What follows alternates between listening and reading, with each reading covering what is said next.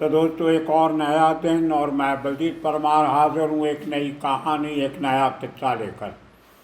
आज आपको बहुत ही दिलचस्प कहानी शायद सुनाएंगे जो मुंबई के साथ जुड़े इलाके रायगढ़ से जुड़ी हुई। बात उस समय की है जब मुंबई में अंडरवर्ल्ड पनप रहा था। एक तरफ दाऊद भाई, एक तरफ पठान गैंग, एक तरफ वर्दा भाई, एक तरफ छोटा राजन, बड़ा राजन।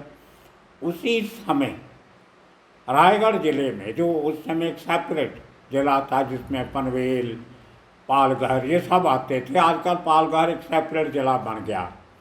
बहुत बड़ा रूरल एरिया था और बहुत लंबा चौड़ा पॉपुलेशन, और एरिया को कंट्रोल करना बहुत मुश्किल होता था। उन इलाकों में उस समय अंडरवर्ल्ड तो नहीं था, लेकिन डाकू बहुत हुआ करते थे और वो मुंबई के अंडरवर्ल्ड से कहीं ज़्यादा खूंखार हुआ करते। आदमी तो ऐसे मारते थे जैसे कोई मछली बकरा काटना हो। इस किस्म से किसी का लिहाज नहीं करते थे और कहीं एक जगह पे रहते नहीं थे। कोई पक्का ठिकाना नहीं होता था, कोई एरिया ऑफ ऑपरेशन नहीं। आज एक जगह के क्राइम किया, दूसरा क्राइम कोई महीने 2 महीने के बाद वहाँ से मीलों दूर कहीं और इलाके में कर देते थे। उनको ढूंढना बहुत मुश्किल था क्योंकि उनकी तस्वीरें पुलिस के पास नहीं थी। हुलिया उनका पूछ पछा के स्केच बनते थे जो कई बार पूरे बेहतर नहीं होते थे। तो बहुत बड़ी दुविधा में और संकट में होती थी पुलिस फोर्स, जिसकी नौकरी भी उतनी नहीं होती थी जैसे आजकल है। साधन भी नहीं थे, एक ही डीएसपी के पास जीप हुआ करती थी, बाकी आधा स्टाफ तो साइकिलों पे जाता था जो स्टेट ट्रांसपोर्ट की बसों से सफ़र करते थे। तो इस माहौल में काम करना बहुत मुश्किल हुआ करता था। लेकिन जो ह्यूमन इंटेलिजेंस होती है, जिनको हम आजकल खबरी का नाम दे बैठे हैं, तो वो ह्यूमन इंटेलिजेंस आपके बहुत काम आया करती थी। आपको बहुत सारे सोर्सेज बना के रखने पड़ते थे जो अपने अपने इलाके के ऐसे एंटी सोशल एलिमेंट्स की खबर अपने चहेते अफसरों को देते थे। इसी किस्म के दौर की ये कहानी है जहाँ दो भाई, जिन्होंने कुछ समय में 15-16 मर्डर कर दिए, जिनमें 2 पुलिस कांस्टेबल भी थे, किसी का लिहाज नहीं करते थे, पूछते भी नहीं थे कि तुम्हारा कसूर है कि नहीं। गोली पहले चलाते थे, आदमी कौन मरा है वो बाद में देखते थे। 2 भाई थे, नाम था इनका राम और श्याम। अब ये एक हिंदी की फिल्म बनी थी राम और श्याम, उस फिल्म से इनका कोई लेना देना नहीं है, लेकिन ये बात 1980 के करीब की है। नए नए पुलिस फोर्स में भर्ती हुए डीवाईएसपी जो महाराष्ट्र पब्लिक सर्विस कमीशन का एग्ज़ाम पास करके DYSP deputy superintendent of police बने थे, श्री सुरेश खोपड़े। बहुत बढ़िया ऑफिसर थे, बहुत नाम कमाया। बहुत सालों के बाद वो special inspector general of police के पद से और आईपीएस रैंक में रिटायर हुए, क्योंकि बाद में उनको आईपीएस का सिलेक्शन ग्रेड मिल गया था और आईपीएस रिटायर हुए। बहुत नाम है उनका महाराष्ट्र पुलिस में, वो भी आपसे बात करें। 78 में वो भर्ती हुए थे और उनकी पहली पोस्टिंग पालघर में हो जाती और उसके आसपास के इलाकों में 2 भाइयों की दहशत। और राम और श्याम की अगर पुरानी हिस्ट्री देखें तो जब छोटे थे तो इनके माँ बाप की मृत्यु हो जाती, कोई बीमारी फैली थी गांव में कुछ, उसमें काफ़ी बड़ी उम्र के लोग मारे गए, बहुत से लोगों के, और ये दोनों भाई यतीम हो जाते। तो इनके कुछ रिश्तेदार मिलके, कुछ गांव के लोग मिलके इनका पालन पोषण करते हैं, लेकिन आदतें खराब हो जाती। इन्होंने अपने गांव के जो एक कॉमन पूल था गांव का, जहाँ पे जंगल से सड़ी गली लकड़ियाँ जो होती हैं सूख जाती हैं, पेड़ काटना ये जंगल के लोग बहुत बुरा मानते हैं।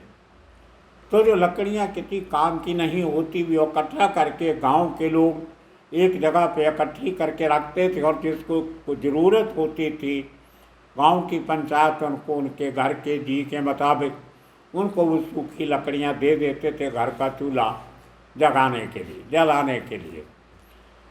तो ये दोनों भाइयों ने वो लकड़ियाँ चोरी कर ली और किसी को बेच दी चोरी छिपे, और पैसे कमा लिए। और गांव की पंचायत को ये बात बहुत बुरी लगी। तब ये दोनों भाई नाबालिग थे, राम और श्याम, और इस किस्म की हरकतें वो गांव में अक्सर करते रहते थे। किसी का कुछ चुरा लिया, किसी का कुछ चुरा लिया। अब माँ बाप सर पे नहीं, सुनते किसी की थे नहीं, ढेरें बहुत थी, लड़ाई झगड़ा बहुत करते थे, तो कोई इनके मुंह लगता नहीं था। तो इनकी आदतों से तंग आके जब ये 14, 15, 16 साल के थे तो इनको गांव वालों ने, पंचायत ने फैसला करके गांव से निकाल दिया कि आप हमारे गांव में नज़र नहीं आओगे, जहाँ जाना जाओ, हम आपसे तंग आ चुके। और ये फतवा जो था, फैसला जो था गांव की पंचायत का, उसने इनकी ज़िंदगी में बहुत बड़ी तब्दीली लाई।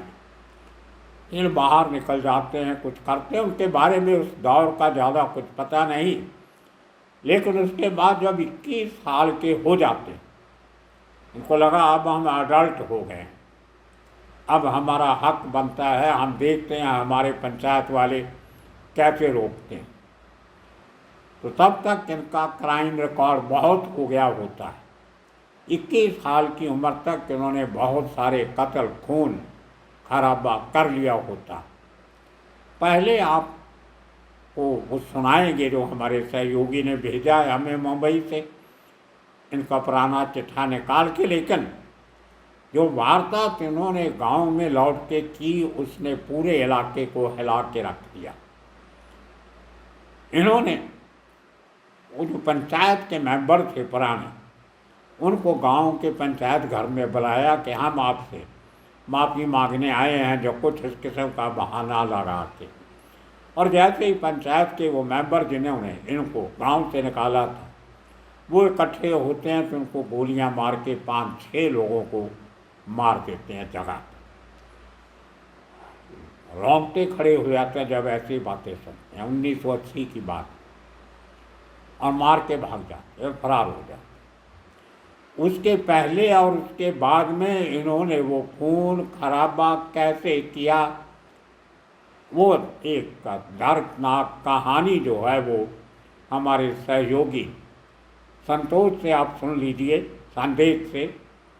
उन्होंने बड़े संक्षेप में बनाई है कहानी।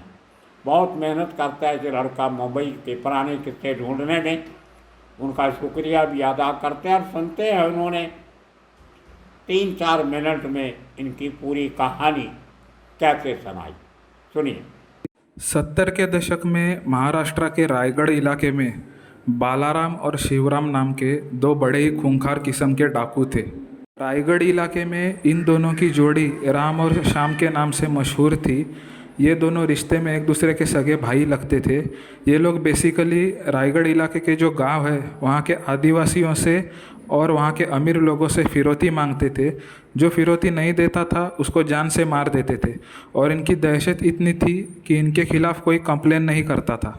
आईपीएस सुरेश खोपड़े साहब की जब रायगढ़ में ज्वाइनिंग हुई तो उसके 1-2 दिन बाद उनके ऑफिस में एक आदमी आता है जिसका नाम बालू था, और वो वहाँ के आदिवासियों का लीडर था। तो वो बालू सुरेश खोपड़े साहब से कहता है कि राम और श्याम ने मुझसे 6,000 रुपये की फ़िरौती मांगी है और मैं काफ़ी डरा हुआ हूँ।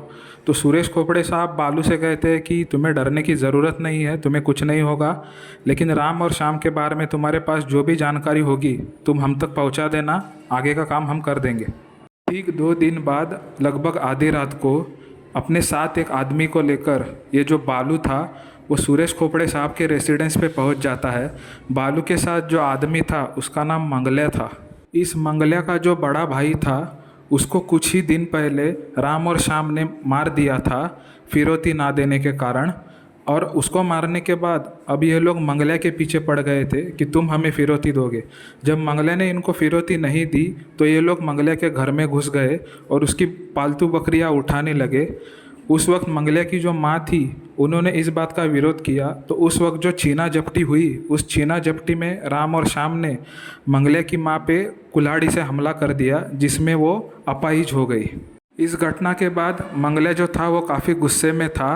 वो राम और श्याम को सबक सिखाना चाहता था, इसलिए बालू के अपने साथ लेकर वो सुरेश खोपड़े साहब के पास कंप्लेन करने आया था। मंगल्या की जो बड़ी भाभी थी वो अपनी एक सहेली के साथ जंगल में लकड़ियाँ इकट्ठा करने जाती थी। उस सहेली के ज़रिए मंगल्या की भाभी को ये पता चला कि राम और श्याम गांव के एक घर में रुके हुए हैं और वहाँ वो एक रात के लिए ठहरने वाले हैं। उसी रात को मंगल्या ने ये जानकारी खोपड़े साहब के पास पहुंचा दी, तो खोपड़े साहब ने दूसरे दिन दोपहर में उस घर पे रेड कर दिया, लेकिन पुलिस के आने से पहले ही राम और श्याम वहां से निकल चुके थे। राम और श्याम को जब पता चला कि वहां पे पुलिस की रेड हो गई थी, तो उन्हें ये लगा कि जिस घर में हम रुके थे उस घर के मालिक ने ही पुलिस को हमारी जानकारी दे दी। उसी रात राम और श्याम ने उस घर के मालिक को जान से मार दिया। इस घटना के बाद राम और श्याम की दहशत उस इलाके में इतनी फैल गई कि उसके तुरंत बाद बालू, मंगल्या और मंगल्या की बड़ी भाभी, इन तीनों ने रायगढ़ इलाका हमेशा के लिए छोड़ दिया। खोपड़े साहब ने पूरी ताकत लगाकर इन दोनों को, राम और श्याम को ढूंढना शुरू कर दिया। तो इन्वेस्टिगेशन में उन्हें पता चला कि ये जो राम और श्याम थे ये बेसिकली शुरुआत में अनाथ थे और नॉर्मल आदमी थे, लेकिन गांव में जो होली का त्यौहार होता है तो उसमें होली जलाने के लिए इन दोनों ने लकड़ियाँ जो इस्तेमाल होती थी वो चोरी की थी। तो इस चोरी करने के बाद गांव की जो पंचायत थी उन्होंने दोनों को गांव से बाहर निकाल दिया था। तो इन दोनों के मन में पंचायत के जो मेंबर थे उनके खिलाफ़ बहुत गुस्सा था। गांव से बाहर निकाले जाने के बाद इन दोनों ने एक किसान के पास नौकरी करना चालू कर दिया। वो जो किसान था उसके पास लाइसेंस्ड वेपन था, तो उस किसान के घर से इन दोनों ने डबल बैरल की एक गन और कुछ कारतूस चोरी किए। बाद में एक जंगल में जाकर एक शिकारी को अगवा करके इन दोनों ने उसके भी हथियार चोरी कर लिए। इसके बाद राम और श्याम दोनों अपने गांव वापस लौट आते हैं और पंचायत के जितने मेंबर्स थे जिन्होंने उनको गांव से बाहर निकाला था वो सारे मेंबर्स को गोलियों से मार देते हैं। सुरेश खोपड़े साहब को ये भी पता चला कि इन दोनों का, राम और श्याम का, रहने का कोई एक कंफर्म ठिकाना नहीं है। ये गांव में किसी के भी घर में पनाह ले लेते हैं और इनका पनाह लेने का तरीका भी ऐसा था कि जब एक भाई रात को सोता था तो दूसरा भाई हाथ में बंदूक लेके उस घर के दरवाजे पे पहरा देता था।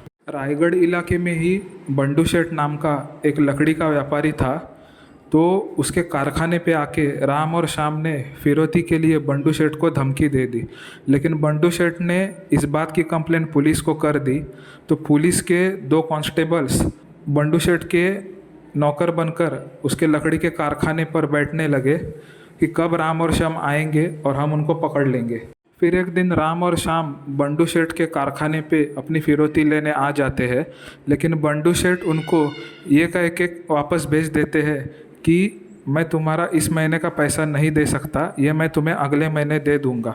ठीक उसी टाइम पे कारखाने पे वो 2 कांस्टेबल्स भी बैठे रहते हैं और वो राम और श्याम को देख लेते हैं, लेकिन उस वक्त पुलिस की जो यूनिफॉर्म होती थी कांस्टेबल्स की, उसमें पैर में एक पट्टी बांधी जाती थी, तो उसका निशान पैर पे आ जाता था। वो निशान राम और श्याम ने देख लिया और उनको शक हो गया कि ये दोनों पुलिस वाले हैं।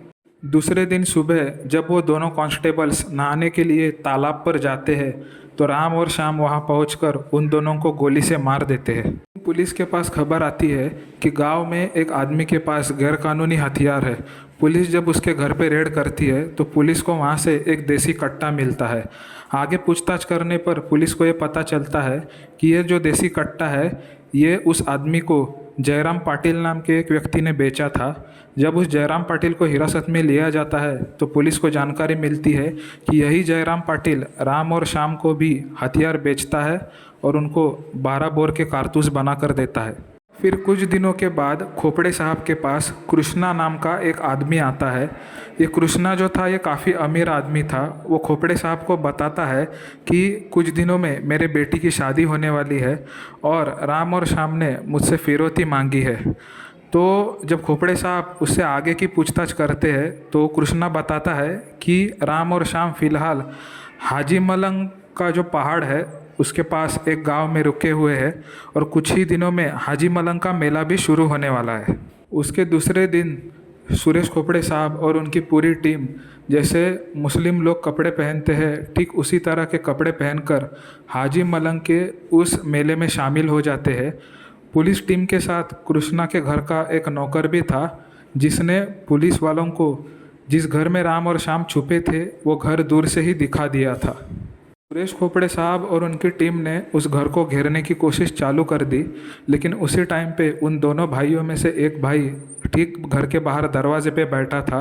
तो उसको थोड़ा डाउट हो गया कि ये जो लोग घर के सामने से निकल रहे हैं ये हर रोज़ के लोग नहीं है, ये कोई नए लोग हैं। तो जब उसको डाउट हुआ कि ये पुलिस वाले हो सकते हैं तो उसने तुरंत घर के अंदर जाकर अपनी गन उठा ली और दोनों भाइयों ने मिलकर पुलिस पर हमला कर दिया। अब पुलिस ने भी घर के चारों ओर से अपनी जवाबी कार्रवाई शुरू कर दी, लेकिन ठीक इसी टाइम पे खोपड़े साहब का एक इंस्पेक्टर रैंक का जो असिस्टेंट था उसका रिवॉल्वर जैम हो गया। ठीक उसी दौरान एक के बाद एक 5 गोलियां खोपड़े साहब को लगी जिससे वो काफ़ी घायल हो गए। लेकिन बावजूद इसके खोपड़े साहब और उनकी टीम ने राम और श्याम को उस घर से बाहर निकलने नहीं दिया और एनकाउंटर में ही दोनों को ढेर कर दिया। तो दोस्तों सुना आपने कितने खूंखार किस्म के लोग थे। और जैसे मैंने कहा इनकी कुछ तस्वीरें नहीं, कोई मोबाइल फ़ोन नहीं हुआ करते थे। पुलिस ढूंढे तो कैसे ढूंढे।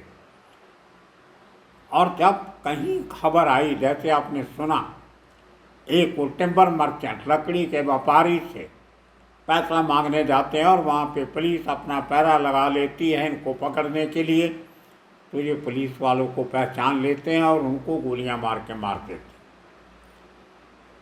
एक आदमी जिसके घर में जाके छिपे थे उसका कोई कसूर नहीं था, छिपे और गए, किसी ने खबर कर दी कि फलां घर में ये रह रहे हैं। जब पुलिस जाती है तो ये नहीं मिलते, लेकिन दूसरे दिन उस घर के मालिक को जाके गोली मार देते। अब ऐसे खतरनाक लोगों को टैकल कैसे किया जाए, ये काम सुरेश खोपड़े जैसा एक बढ़िया इंटेलिजेंट ऑफिसर ही कर सकता था। तो जैसे हमारे सहयोगी ने बताया, पुख्ता इन्फॉर्मेशन आती है कि हाजी मलंग दरगाह जो पहाड़ी के ऊपर बनी हुई है, उसको टेकड़ी कहते हैं महाराष्ट्र में, उसके नीचे आजू बाजू में बहुत सारे गांव हैं छोटे छोटे। उस एक गाँव में इन्होंने शरण ले ली और वहाँ पे जब घेरा डाला तो इन्होंने अंदर से जो हथियार थे इनके पास, उस ज़माने में 12 मोर के कट्टे मिला करते थे, देसी कट्टे बनते थे जिनके मतलब कारतूस पड़ता था 12 बोर का, जो बड़ी राइफल में भी पड़ता है। उसके छर्रे निकलते हैं, उसमें आदमी मरते कम है लेकिन इंजर ज़्यादा होते। लेकिन जहाँ सीधा वो लग जाए तो फिर बॉडी को चीर के निकल जाता है, छेद करके निकलता है, इतना स्ट्रांग। उस शिकार के काम भी वही 12 बोर के जो कारतूस होते थे वही इस्तेमाल होते थे। हम आपको वो तस्वीर भी दिखाएंगे जिसमें पुलिस ने वो मशीन पकड़ी थी जिससे 12 बोर के कारतूसों को दोबारा से भरा जाता था। तो वो भी एक आदमी पकड़ा गया जिसकी वजह से इनका पूरी शनाख्त हो सकी, इनका आखिरी ठिकाना मिला, जिससे ये गोलियां खरीदने आते थे, कारतूस खरीदने आते थे। उसी आदमी पे निगाह रख के पुलिस उनके आखिरी ठिकाने तक पहुंची, जो हाजी मलंग दरगाह के नीचे पहाड़ी के नीचे एक गांव में एक घर था। और जब वहाँ पे DYSP सुरेश खोपड़े और उनकी टीम घेरा डालती है तो ये अंदर से गोलियां चला देते और गोलियों में 5 इंजरी जो होती हैं, छरों से कहो या गोलियों से कहो, वो तो सुरेश खोपड़े को लगती है। एक पेट में लगती है, थाई में लगती है, टांग में लगती है गोली, लेकिन उन्हें हिम्मत नहीं हारी उसका। Suresh Khopde is known for is bravery. शायद इसी करके उनको प्रेसिडेंट मेडल ऑफ गैलेंट्री, जो बहादुरी का तगमा होता है, राष्ट्रपति का अवार्ड, वो भी मिला। बहुत कम ऑफिसर को गैलेंट्री मेडल मिलता।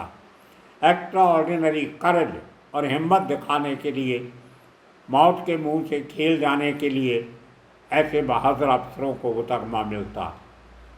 और आपको जाते जाते बता दें कि सुरेश खोपड़े वो ऑफिसर है जिन्होंने महाराष्ट्र पुलिस को ही नहीं बल्कि पूरे देश की पुलिस फोर्स को एक भाईचारक सद्भावना का एक जो स्नेहा मैसेज एक्सपेरिमेंट किया था, जिसको महाराष्ट्र में मोहल्ला कमेटीज कहते हैं, उनका आगाज़ वो इन्हीं ऑफिसर ने किया था। और बाद में PhD भी की इन्होंने, डॉक्टर सुरेश खोपड़े हम कहते हैं उनको। तो ये डॉक्टर साहब ने जो काम किया उस मोहल्ला कमेटी में, उसकी सराहना पूरे देश में हुई।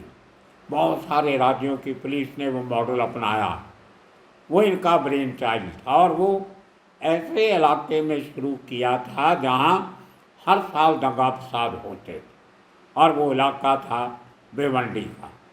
वो लूम सिटी है जहाँ कपड़ा बनाने की खड्डियाँ, जिनको हम कहते हैं लूम्स हैं, बहुत वर्कर डोमिनेटेड एरिया है। मिक्स पॉपुलेशन है, हिंदू मुस्लिम सब। वहाँ पे 1965 में फसाद हुए, 68 में हुए, 75 में हुए और 84 में तो बहुत ज़बरदस्त फसाद हुए थे जो मैंने कवर किए थे। 3 दिन मैं भिवंडी में जाके रुका था अपने फोटोग्राफर के साथ, और 2-3 और रिपोर्टर थे एक बाहर की, फॉरेन के मैगज़ीन के लिए हम लोग कवर कर रहे थे। और साथ साथ मैं अपने अखबार के लिए भी रिपोर्टिंग करता था। मुझे याद है शायद मिस्टर वेंकटाचलम उनका नाम था, वो शायद पुलिस कमिश्नर रहे तभी। उसके पहले वो मुंबई क्राइम ब्रांच के एडिशनल कमिश्नर थे। वही वेंकटाचलम साहब जो मुझे, जब मैंने वरदाराजन की वो कैसेट का किस्सा एक्सपोज किया था, तो उस समय के पुलिस कमिश्नर रबैरो के घर मुझे वही लेके गए थे अपनी गाड़ी में। खैर बहुत बड़ी ऑफिसर। तो मुझे और भी याद है कि एक मिस्टर कक्कड़ हुआ करते थे पंजाबी बस में, मैं भूल गया, लंबे चौड़े हट्टे कट्टे ऑफिसर थे, वो DCP थे वहाँ भिवंडी के। उनकी जीप में मैं बहुत घूमा कक्कड़ साहब की। तो पूरा वो जो मंजर था, मिस्टर देशमुख जो स्टेट CID में थे वो भी वहाँ कैंप लगा के बैठे थे। बहुत बुरी हालत थी, सैकड़ों लोग मरे उस फसाद में 84 के, और बहुत लोगों का नुकसान हुआ। 961 लोगों की अरेस्ट हुई थी, और जब मुकदमे चले उनमें से 960 बरी हो गए थे।